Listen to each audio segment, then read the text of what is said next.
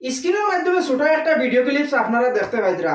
এই ভিডিওটা নিয়ে অনেক রুস্টিং চলের, বর্তমান অনেক মানুষের রুস্ট বানাইতরা এই ভিডিওর উপরে। তবে এই ভিডিওর মেইন ফ্যাক্ট খানাইন আমি আপনারা কোয়ার চেষ্টা করিয়া, কারণ এই ভদ্র মহিলারে লইয়া আমার ভিডিও বানানোর কোনো উদ্দেশ্য আসলো না, শুধুমাত্র তার কন্ট্রোভার্সি দেখিয়া আমি ভিডিওটা বানাইয়া। শাড়ি যখন তাই গাত লাগাইতরা, গাত লাগানির সময় তার শাড়িটা ফিসলিয়া পড়ি গেছে, হয়তো ফিসলিও পড়তে পারে, তাই না ফালাইতে পারেন, কিন্তু পরবর্তী আবার এই জিনিস খানাই হইতরা যে হাড়ি খান পড়ি গেছে।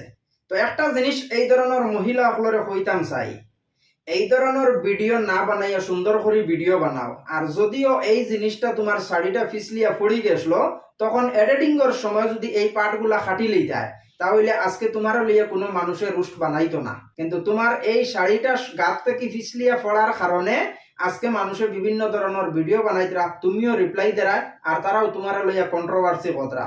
তো একটা জিনিস মনে রাখিও, আগে দি যদি বাড়তে চাও তো পিছনে কিতাবর এই জিনিসখানা দেখার কোনো সময় চেষ্টা করিও না। সোশ্যাল মিডিয়া কন্ট্রোভার্সি ছাড়া চলে না, আর সোশ্যাল মিডিয়ার কন্ট্রোভার্সি না থাকলে মানুষেও পছন্দ করে না। তো তোমার যদি শাড়িটা যখন গাত লাগাইছিলা, গাত লাগানোর সময় শাড়িটা যখন ফিসলিয়া গাতে কি ফড়ি গেছিল, তখন এই পার্টগুলো যদি এডিটিং এর সময় যদি তুমি পার্টটা খাটিয়া ফালাই দিতায়, তাহলে আজকে তোমার এই পার্ট নিয়ে মানুষে রোস্টিং করতো না।